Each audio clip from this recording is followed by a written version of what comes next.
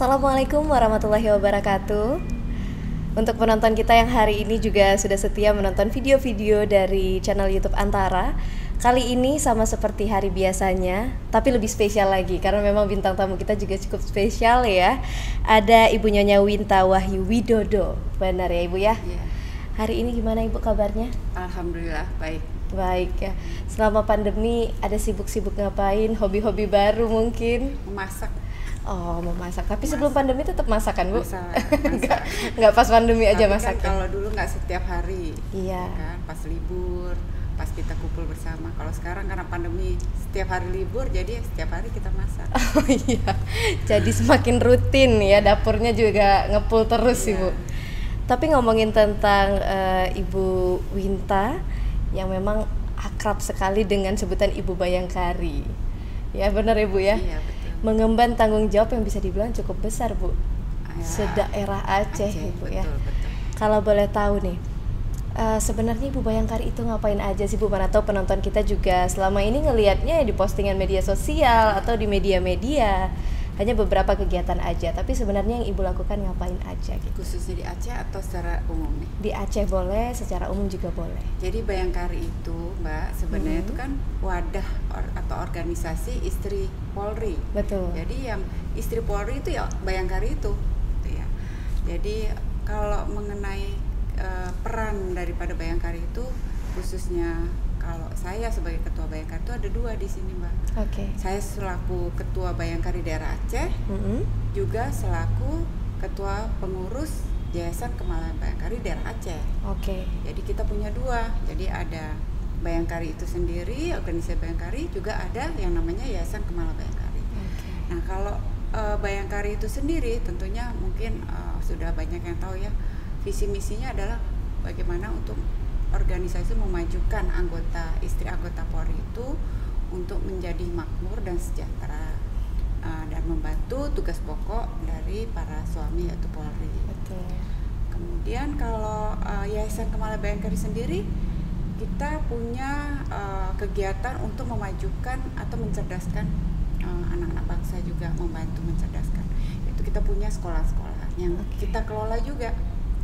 Jadi kita mengelola sekolah dari mulai TK, ada PAUD, ada TPQ yang tempat belajar Al-Quran, sampai SMA, SMK juga ada tersebar di seluruh Indonesia. Nah kalau di Aceh sendiri kita punya 13 TK, PAUD, kemudian ada 2 TPQ, ada 1 SD, 1 SMP. Jadi begitu.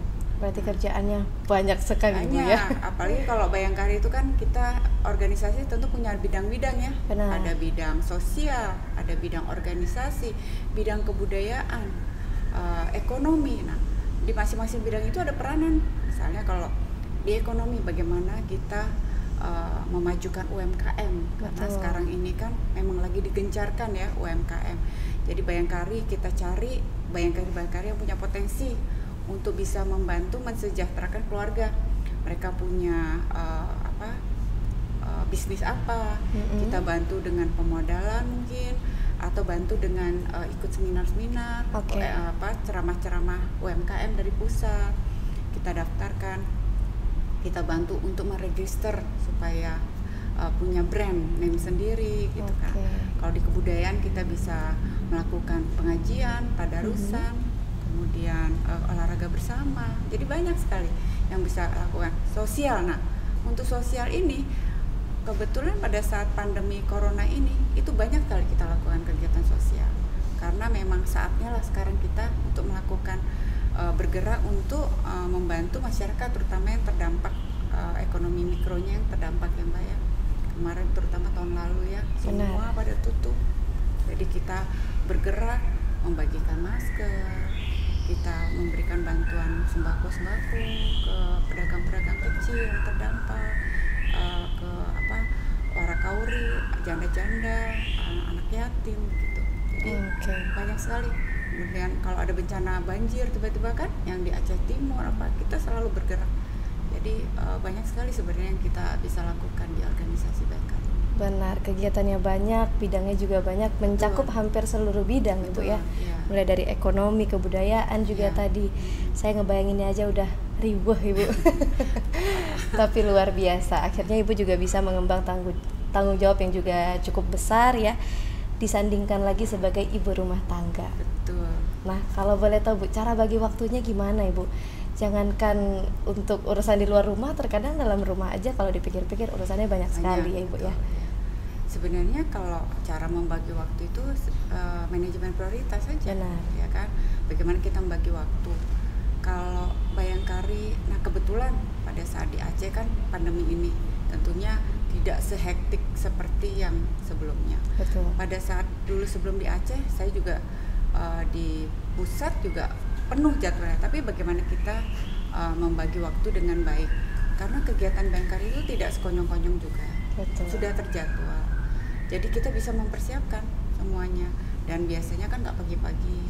Misalnya ada piket mulai jam 9-10. Nah, kita bisa melakukan kegiatan untuk keluarga sebelumnya. Setelah piket, misalnya setelah kegiatan Bayangkari pulang, kita bisa lagi bersama keluarga. Oke, berarti cara membagi waktu sesuai dengan prioritasnya ya, betul, Ibu ya. Yang mana yang diprioritaskan terlebih dahulu ya sesuai dengan jadwal-jadwalnya juga. Oke. Tapi yang pasti kalau buat kami keluarga sih nomor 1. Oh iya tentu Ibu. Karena kemana-mana muternya baliknya ke keluarga lagi, baliknya tetap ke rumah lagi.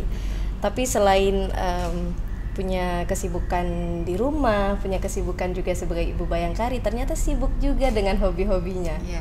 Saya dengar-dengar Ibu juga senang moto ya Ibu ya. Betul. Fotografi. Ini satu hal yang unik sih. Maksudnya di tengah-tengah kesibukan ternyata masih punya keinginan untuk ekspor sana sini juga.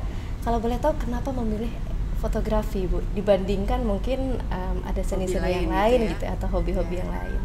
Sebenarnya gini ya Mbak, kalau mengenai fotografi itu pertama kalau saya boleh cerita ya. Jadi saya dulu pernah dikasih kamera sama suami. Biasa kita kalau kita nggak tahu kan cuma pakai tombol auto cetrek. Benar. Nah, saya mikir kok kayaknya sama aja ya kalau saya moto kameranya bagus tapi dengan handphone kok hasilnya sama gitu. Untuk apa beli kamera kalau gitu kan? Terus saya lihat tombolnya tuh banyak. Ini untuk apa ya? Ini untuk apa? Nah dari situ saya sebenarnya cuman tadinya penasaran aja, pingin belajar bagaimana bisa mengoperate itu kamera gitu kan. Bagaimana supaya saya bisa mendapatkan hasil yang bagus, karena nggak mungkin pabrik itu menciptakan banyak tombol kalau nggak ada fungsinya, pasti ada kan. Nah, jadi saya belajar waktu itu tahun 2011 atau 12 ya, saya belajar waktu itu cuma short course saja 3 hari, hanya pingin tahu tombol-tombol itu. Nah setelah saya belajar cara mengoperate tuh kamera, oh ternyata kamera dieksplor tuh begini maksudnya, dan lama-lama kok saya jadi penasaran, bagus ya hasilnya, seneng gitu ya, ketagihan pada Ibu saat ya? melihat hasilnya kayaknya amazing banget dengan hasil, keren banget gitu. Kalau ngeliat kamera hasil foto orang, mereka bisa menghasilkan itu, saya jadi pingin tahu lagi gitu. Terus yang kedua, saya tuh hobinya kan traveling. Nah, saya hobinya traveling. Pada waktu itu kan saya hanya pakai pocket ya, yang jepret-jepret kayak handphone gitu kan. Kok kayaknya sayang banget ya, saya pergi jauh. Waktu itu kan saya bekerja Mbak. Saya bekerja di perusahaan farmasi internasional Jerman, dan sering melakukan perjalanan ke luar negeri. Dan saya ngerasa kok sayang banget momen-momen indah hanya saya bisa lihat di mata, tapi saya tidak bisa share ke orang lain. Jadi tidak bisa membagikan rasa bahagia saya melihat pemandangan yang indah atau momen-momen yang bagus dengan orang lain gitu ya. Jadi saya tertarik lagi. Nah pada saat 2014 saya berhenti bekerja, saya ikutlah sekolah karena saya mau serius untuk bisa tahu lebih jauh tentang ilmu fotografi. Jadi saya ikut di Darwis Triadi School Fotografi di Jakarta. Saya ngambil dari basic, intermediate, advance, bahkan ikut yang kursus lanjutannya. Nah, dari situlah saya mulai mencari, sebenarnya saya tuh sukanya fotografi apa. Setelah saya tahu fotografi itu ternyata banyak jenisnya, baru saya ingin tahu saya ini sebenarnya di mana ya. Tapi saya belajar semua. Berarti Ibu tipe orang yang penasaran, pengen belajar terus ya. Tapi memang jadi contoh yang bagus juga Ibu. Maksudnya selama kita punya alatnya, device-nya, kalau tidak menguasai sama aja ya. untuk jadinya, apa gitu kan, sayang gitu kan. Oke, itu juga jadi contoh yang baik nih. Jadi untuk yang pengen mendalami fotografi sebenarnya nggak perlu kamera yang mahal, dimulai dari yang ada, tapi harus paham dulu. Harus paham dulu yang kita punya dulu apa, ya kan, kita belajar yang kita punya dulu. Oke, kalau tadi sempat di-mention juga belajar pertama kali di tahun 2000 kita 2011 2012. Masih ingat nggak Bu foto pertama yang mungkin bikin Ibu amazed atau mungkin memorable sampai dengan sekarang? Sebenarnya kalau yang pertama kali saya foto itu, kalau ngelihat sekarang sih biasa-biasa aja ya. Waktu itu amazed. Pada waktu itu amazed gitu. Bagaimana kok bisa membuat objek itu, sering kan melihat dulu pernah gimana sih nih bikinnya, kok bisa bikin foto misalnya objeknya di sini terus belakangnya blur gitu kan. Dulu kan kita bingung kalau kita nggak ngerti kan, kok bisa ya, kayaknya canggih banget. Setelah kita pelajari, oh gitu aja. Jadi sebenarnya memang kita harus tahu baru kita bisa, oh ternyata nggak sesulit itu kok gitu. Oke. Kita juga sempat melihat juga media sosial dan juga Ibu juga sempat mengeluarkan satu buku. Betul. Isinya karya semua ya. Nggak ada yang nggak karya kayaknya. Kita juga mau perlihatkan juga untuk penonton kita. Di sini ada buku Aceh, Permata Tersembunyi di Ujung Sumatera. Iya. Berarti semuanya tentang Aceh. Tentang Aceh. Oke. Kalau dilihat dari halaman pertama langsung. Ikonnya Kota Banda Aceh. Betul, langsung aja itu. Benar. Kalau boleh tahu kenapa dipilih foto ini Bu di halaman pertama dan juga halaman, bisa dibilang halaman cukup besar ya untuk bagian ini. Karena ini merupakan bangunan kebanggaan Aceh, masyarakat Aceh, dan saya juga pertama kali datang ke Aceh melihat masjid ini tuh sangat kayak wow keren ya gitu, dan saya langsung pokoknya saya harus foto masjid ini. Pokoknya saya nggak boleh foto kemana-mana dulu sebelum saya foto ini, dan itu memang benar. Jadi yang saya lakukan adalah pokoknya saya pengen foto, saya nggak boleh ibaratnya keluar dari Aceh tanpa saya punya foto Baitur Rahman. Masjid Baitur Rahman ini. Hadirlah foto ini. Betul. Ya. Yang kalau dilihat sih luar biasa Ibu. Memang ini kalau dilihat dengan foto-foto Masjid Baitur Rahman pada umumnya, tetap Masjid Baitur Rahman gitu. Tapi Ibu sendiri punya cerita. Iya betul. Karena lebih suka kalau foto itu hasil kita sendiri, walaupun mirip dengan yang lain, tapi suatu kepuasan kalau kita yang mengambil sendiri. Betul. Tapi ini sebanyak ini Bu, semuanya Ibu yang fotoin? Ya. Luar biasa. Jadi juga ada nih, ternyata nggak hanya bangunan ya. Ini Takengon nih. Waktu itu saya jalan ke Takengon, kebetulan sama anak-anak pas habis Lebaran tahun lalu. Habis Lebaran tahun lalu, opininya kan nggak boleh kemana-mana kita Mbak ya, pandemi. Ya sudah kita jalan-jalan di sekitar Aceh.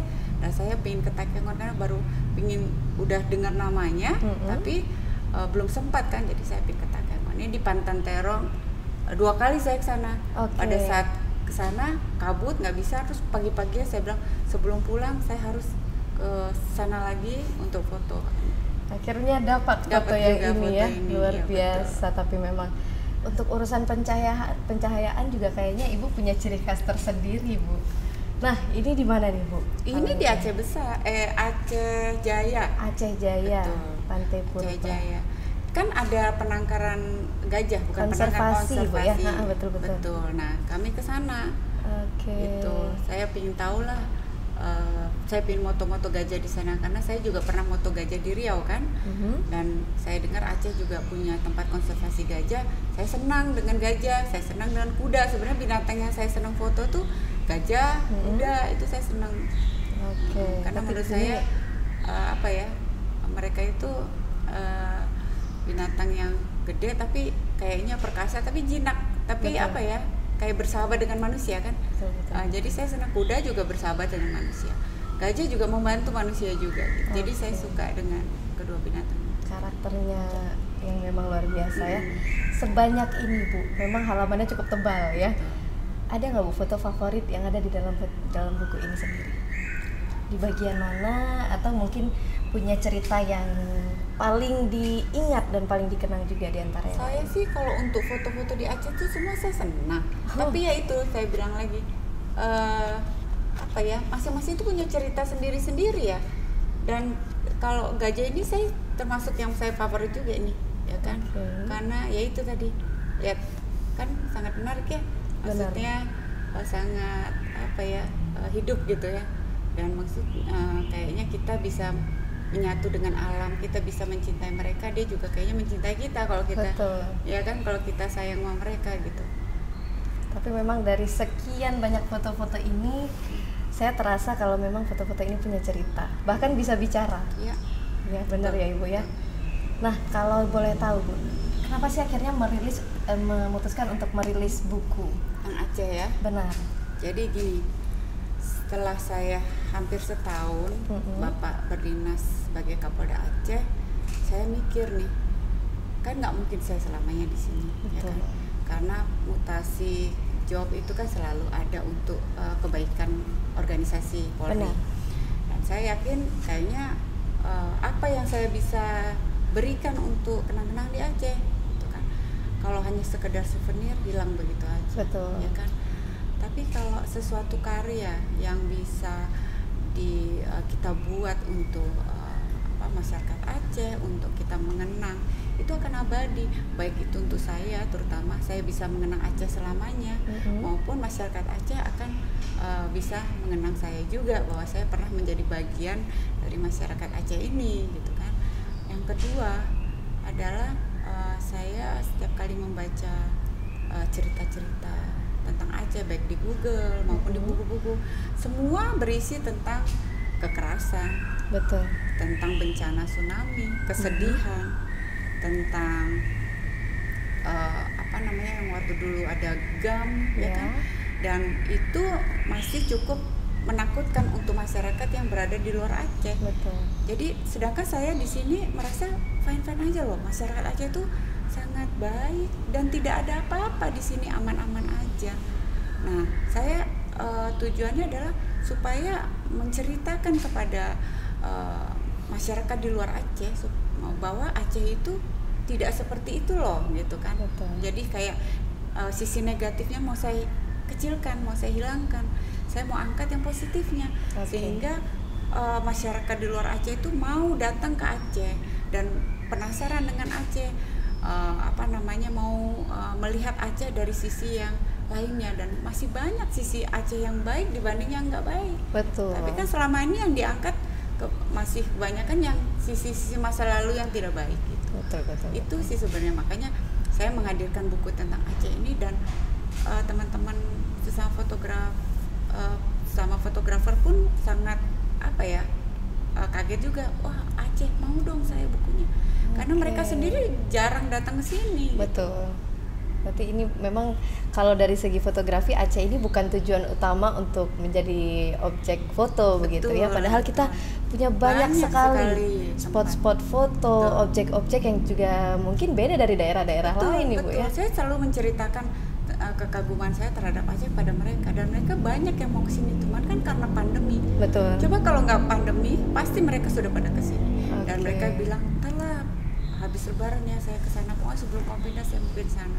Karena saya selalu cerita bahwa nggak ada pantai yang seperti di Aceh. Coba Mbak Lina lihat di halaman pantainya ini depan aja dia. Ini. Kan? Coba jarang kan ada pantai yang ada pohon cemaranya begini. Betul. Jarang, saya pergi ke Pulau Jawa jarang yang ada pohon kelapa. Ya kan? Beda lagi. Pohon bakau ya? itu udah umum, tapi yang sepanjang pantai, apalagi kemarin saya jalan ke pantai daerah Aceh Barat ya, itu hampir semua pinggir pantai itu cemara.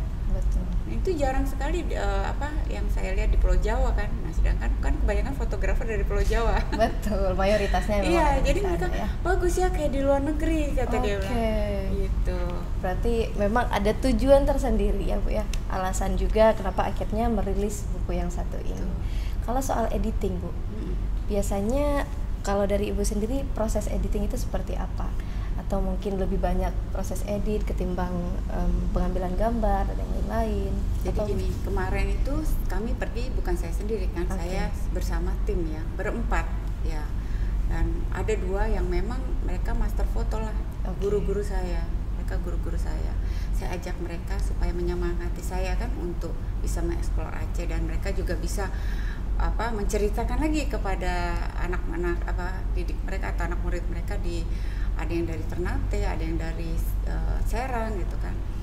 Nah, kalau untuk proses editing sendiri seperti yang saya pelajari bahwa sebenarnya kalau fotografi itu yang harus bagus itu di pemotretannya. Editing tuh hanya 10%.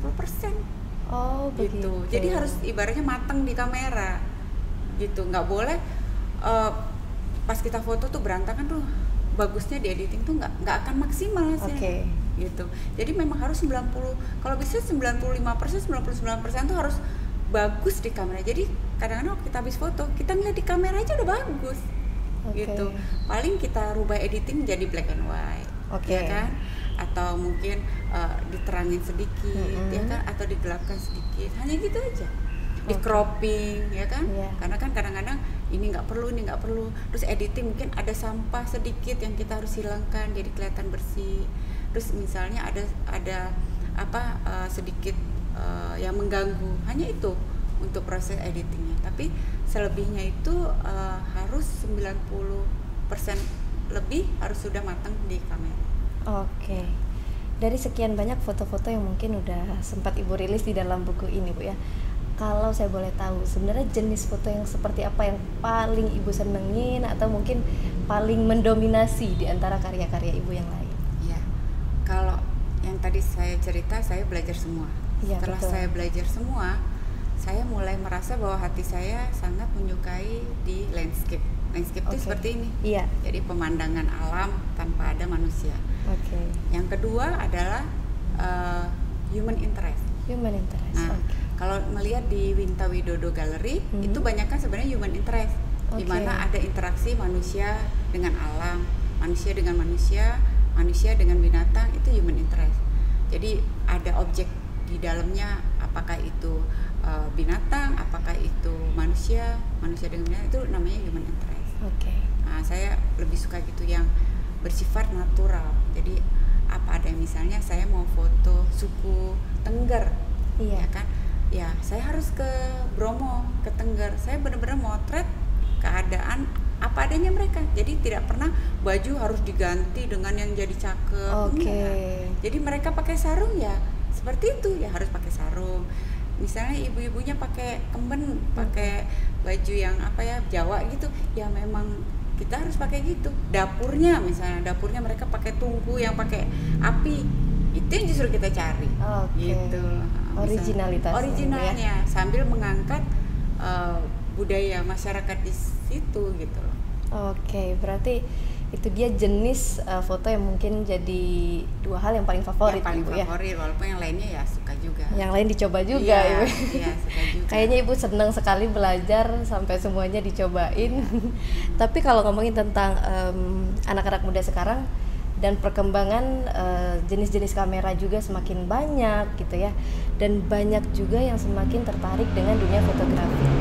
Mungkin untuk anak-anak muda Aceh atau bahkan penonton kita yang sekarang lagi nonton yang juga lagi mengulik dunia fotografi, ada nggak Bu tips-tips dari Ibu yang mungkin bisa bikin dunia fotografi jadi lebih menyenangkan atau mungkin jauh lebih mudah untuk dipahami, seperti apa Bu? Yang pasti kalau memang tertarik dengan fotografi harus belajar toolsnya dulu, belajar teorinya ya, karena walaupun itu belajar bisa dengan buku, internet, apalagi sekarang kan sudah canggih ya, bisa belajar di YouTube gitu. Tapi yang penting harus belajar, menguasai dulu teori.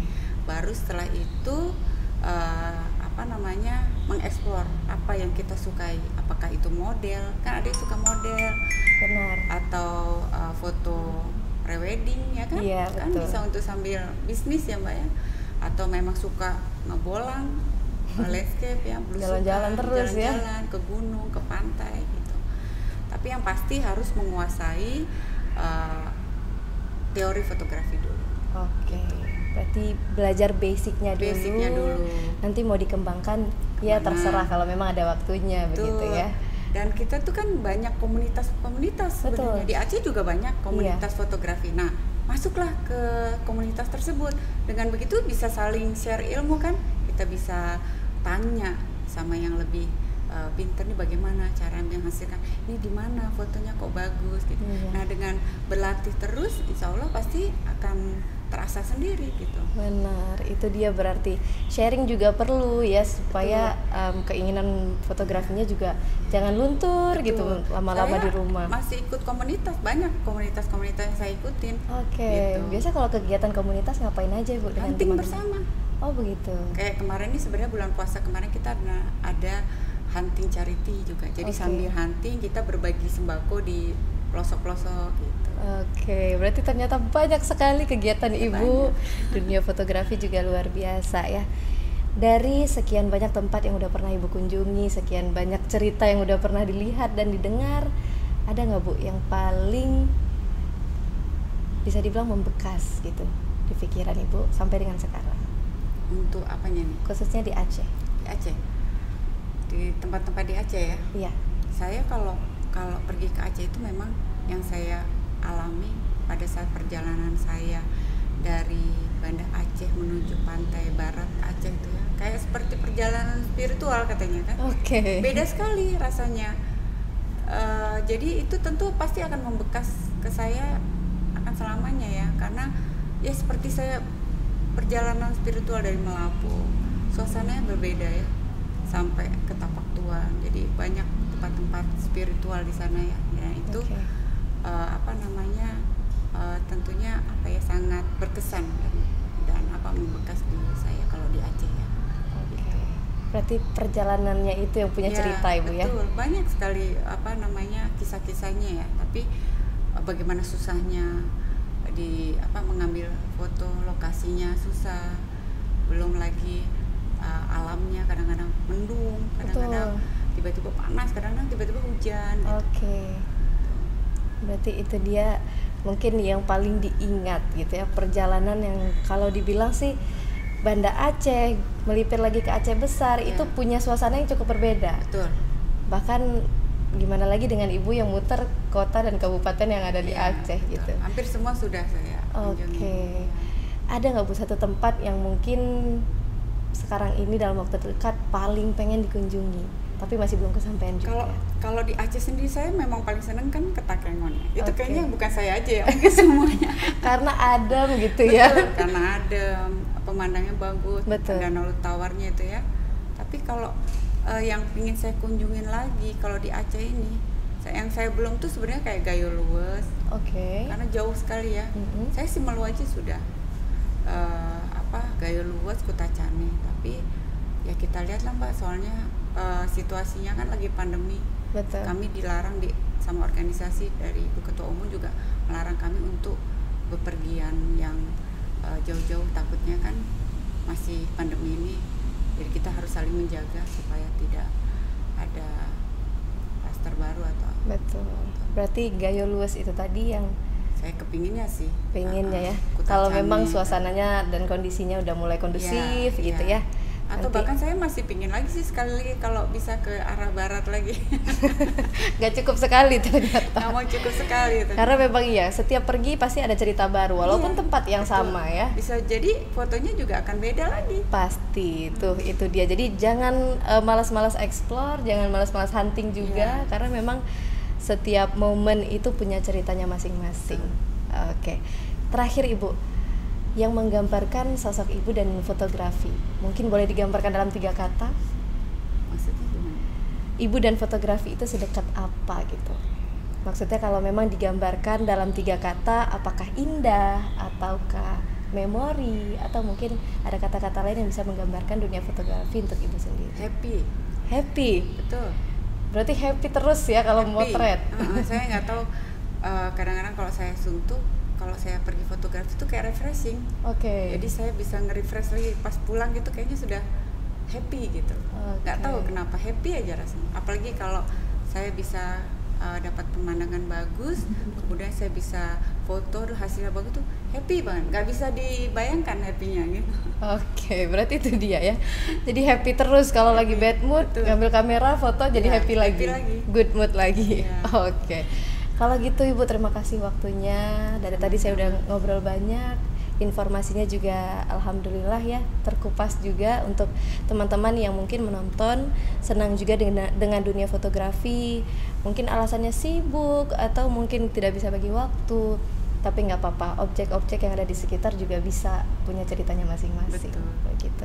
Terakhir, ada yang ingin disampaikan Ibu untuk penonton kita atau mungkin untuk anak-anak muda juga yang lagi menonton video kita sekarang?